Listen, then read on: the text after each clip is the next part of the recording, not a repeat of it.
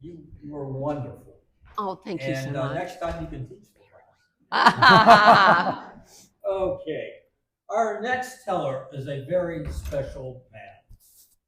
David Sharpe moved to Asheville, North Carolina in 1959 when he was 1 year old.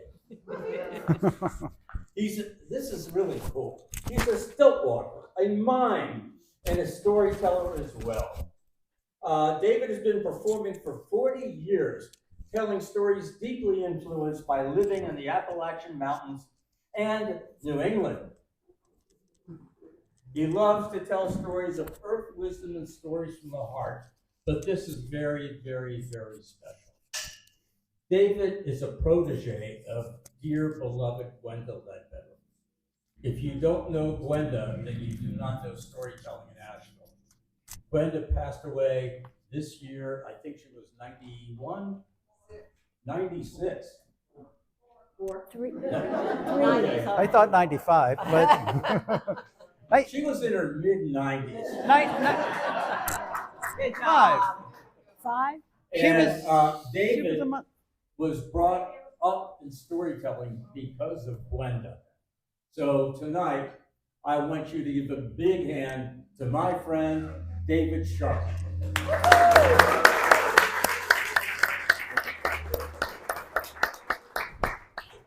let me. Is this good? Yeah. Cool. I want to dedicate this to Gwenda. Gwenda knew my mama longer than my mama knew me. 5 years or 4 years before I was born, her husband John and my dad Eugene were doctors together at Andrews Air Force Base in Wichita Falls, Texas. And the families have been friends ever since. The letter that Gwenda sent to my mom and my mom sent to her that their husbands had gotten jobs in Western North Carolina, they passed in the mail. We moved here first, but they moved soon after, didn't have a spot to live, and they moved in with us for a little while. And she was the inspiration for much of the story that I want to tell tonight. It's a blending, some real, some putting things together, but it's all based in growing up here in Asheville. I'm not talking about Helene. I was away during that storm. The storm that I will talk about is some of the development in Asheville to try to relieve congestion and some of the changes that I've seen in this town over time. As he said, I moved here in 1959. And a couple years later, my family moved from Kenilworth up onto Patton Mountain Road. How many of you know Patton Mountain Road? It's a dirt road that winds, well, it starts out paved and goes past what's now the governor's mansion. It wasn't the governor's mansion then. Turns around the water tower, and there's some roads that go out, West Haven, Sunset Summit, Crowning Way. Those weren't roads when we moved up. My sister and I still call that the new development. It's houses that are 50 years old, but it's still the new development to us. And you go about 3/4 of the way down that road is where I live. And the rest of the way you get to North Griffin Boulevard and connect down to North Asheville. When I was little, and really for the first 30 years of my life, I never saw a bear up on the hill. Never. Now it's a bear sanctuary. I've seen 11 at a time on the governor's fence. You lock your cars to keep the bears out. And when I haven't, I found the door open on a rainy night because the bears have taken shelter there. But the story I want to tell is not about the bears. It's about when the congestion of Asheville had gotten so great. When coming from East Asheville to Central Asheville and West Asheville, you had to come on Tunnel Road, which narrowed down into 2 lanes, one going one way and one going the other, passing through the tunnel. That was the only road, unless you cut through Kenilworth and over to Biltmore, or turned around the Tunnel Road Shopping Center and went over Bowcatcher Mountain, up to Vance Gap or down to Valley Street. They were debating what to do. They had two options. One was to build twin tunnels. One was to do the open cut and carry the mountain away. My uncle, he was the lead geologist, and he was so happy to be the lead geologist of that project and not on I-40 going through Haywood County, because he said that road is in the wrong place. They should have listened to him. In terms of the project in Bowcatcher Mountain, he was worried that when they blasted for one tunnel, it might disrupt the other tunnel. My rational mind believed him, but my emotional mind wanted to save the mountain. And it fought for that mountain, and we signed letters, petitions, and we fought for that mountain, and the North Carolina Assembly actually said that they would support twin tunnels. And we celebrated in Lexington Park. Federal funding would not match that proposal. And a month later, they started blasting. And we watched the mountain come down. This story I want to tell is my response to growing up with Gwenda and my response to Bowcatcher Mountain and what happened.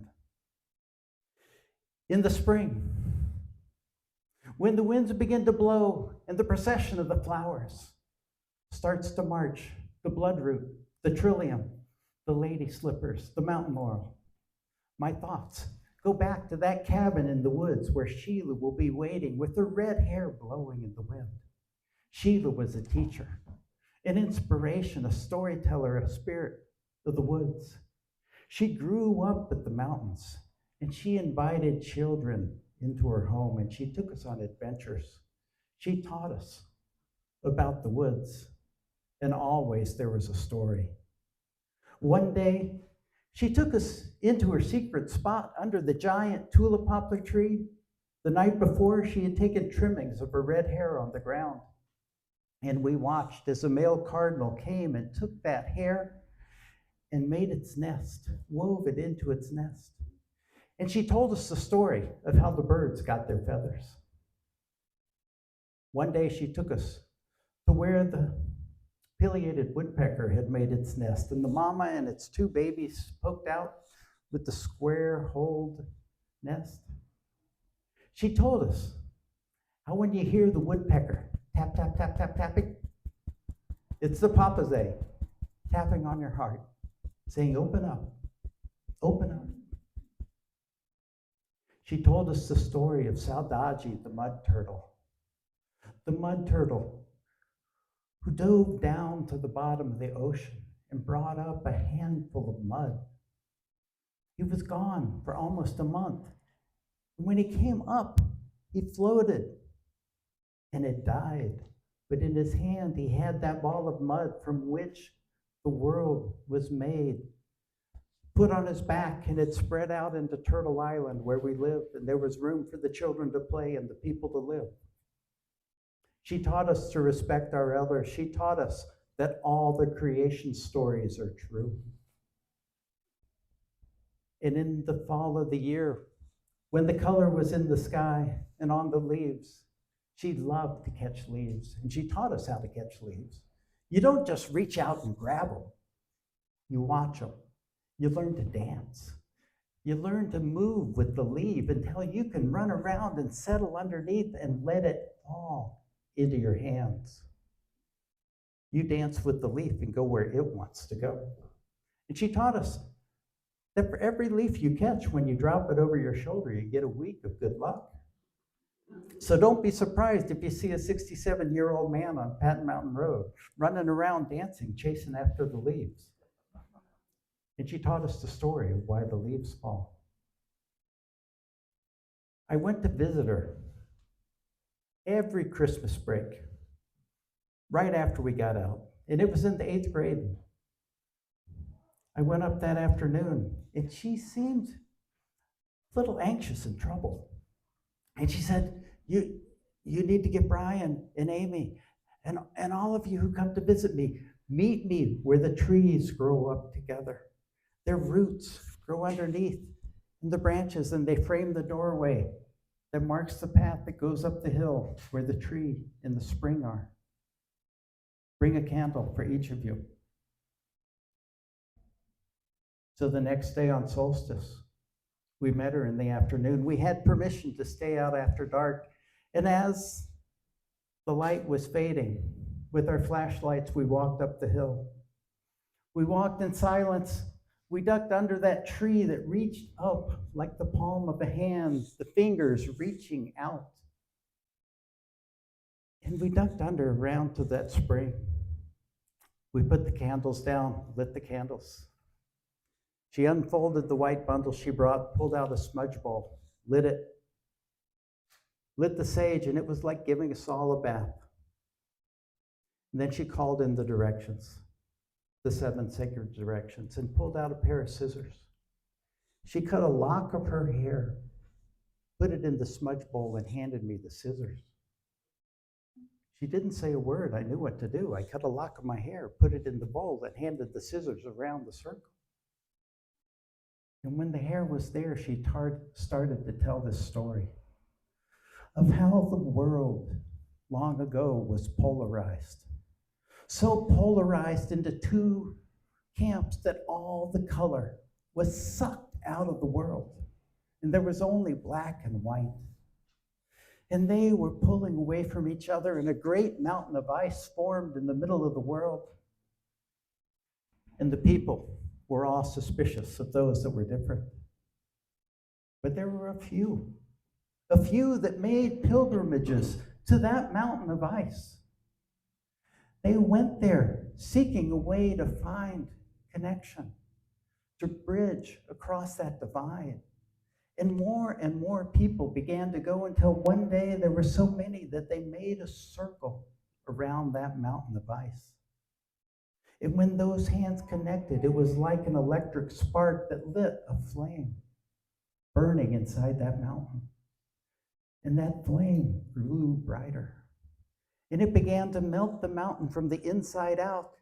And as the people danced around, that flame burned up, burning on the water like gasoline until the mountain crumbled in and the colors escaped out, the red to the cardinal, to the ruby-throated hummingbird, to the red maple, the orange to the sunset, to the oriole, the yellow to the goldenrod and the goldfinch, the green to all the plants and growing things, the blue to the sky and the indigo bunting, the purple to the violet and the morning glory. Sheila was dancing as she was releasing the colors into the world, and as she was dancing in that candlelight, the colors seemed to be coming out of her hands, and we looked up into the sky, and the northern lights were dancing in the sky. It was the first time I ever saw the northern lights. And when they settled down and the stars were over us, Sheila said, if you ever need to know that your prayers will be heard, come with this story and this ritual up to this spring on the solstice. We went home and we all dreamed about the northern lights that night. And as we grew up, that was in the 8th grade. As we got older, we got busy. There were sports. There were girls. There were boys. There were lots of things. We did get involved in the letter writing campaign, trying to save the mountain. And they did start to tear it down. We continued to go visit Sheila, just not as often, but every winter. At Christmas break, I would go by. And I'll never forget my senior year when I went to see her. I went out to her cabin, and it was eerily quiet. The door was open. It was blowing in the breeze, creaking. And when I went up and looked in, the cabin was empty. She was gone. They had cut off her life's blood her connection to that mountain. We didn't know if she had left, if she had been hurt, but we knew what we had to do. We gathered together. The next night was the solstice. We met by those two trees where the roots grew down underneath and the branches grew together. Brian brought the smudge and the shell. I brought the scissors, some matches, and a sheet to wrap it up in. We walked up that hill in silence. We lit the candles, ducked under the tree that was there holding like a hand that sacred place. We smudged. We honored the directions. We cut a lock of our hair, and Brian began to tell the story of long ago when the world was polarized and there was only black and white, of how that mountain of ice formed and how the people took pilgrimages, and one day there were so many that they surrounded it and they connected hands, and that spark lit inside and the fire grew up and it consumed that mountain and it melted down. And Brian was describing how the colors were being released into the world, and the white sheet leapt up from the ground in a breeze and it began to dance in the air. We were all looking at that white sheet and it settled to the ground, and there was the spirit of Sheila dancing. And out of her hands, the colors were racing into the sky. And again, we looked up, and for the second time in my life, I saw the northern lights. And we knew that our prayers had been answered. We walked down the hill that night. We all dreamt about the northern lights. We dreamt about Sheila, and we knew that we needed to do something to keep her memory and those stories alive. So the next summer, at her cabin, we created a camp and invited families and kids to go on adventures and learn those stories. And then we went off to college and went in different directions. And as I prepared to go off to college, I went to visit the Ledbetters. And John Ledbetter, he told me about this new radio show, Prairie Home Companion. You should listen for that. And he told me about a musician, Gordon Bach. He was a man in Maine. It was only 2 weeks up in Maine, and I saw a poster, Gordon Bach in County Down. I went to the concert. Gordon Bach was a big man. He played a cello. He was connected to the sea in the same way that Sheila was connected to the mountains. He would sometimes pick up the cello like a baby, cradle it in his arms, and pluck it with his hands. And his voice harmonized with the cello. And they sang the songs of the sea and told stories. But the next to last song that they played, they said it was written by a mountain. It was given to a man from Virginia, Bob Sents, as he was driving through a mountain. The name of the song was Bowcatcher, Farewell. I started to cry like a baby. I had gone 1,000 miles away from home to hear the song that was written by the mountain that I grew up on. Thank you. David Sharpe, everybody. David Sharpe. Yeah.